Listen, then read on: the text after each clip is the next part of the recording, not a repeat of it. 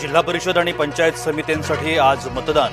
एकूण 7438 उमेदवार रिंगणात, तर सोमवारी होणार मतमोजणी।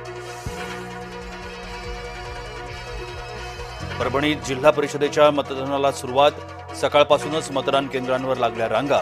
पालकमंत्री मेघना बोर्डीकरांसह सर्वच नेत्यांची प्रतिष्ठा पणाला। परभणीतील राणी सावरगाव मतदान केंद्रावर वाद। मतदान करण्यापासून रोखल्यानं गोंधळ। महंतांचा मतदान केंद्र अधिकाऱ्यांवर आरोप। मतदानाच्या पूर्वसंध्येला खेडमध्ये दहशतीचं सावट। राष्ट्रवादी उमेदवाराच्या पतीवर जीवघेणा हल्ला।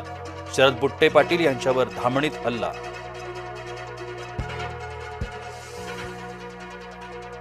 दुःखाच्या सावटाखाली देखील पवार कुटुंबाचं मतदान। काटेवाडीतील जिल्हा परिषद मतदान केंद्रावर केलं मतदान।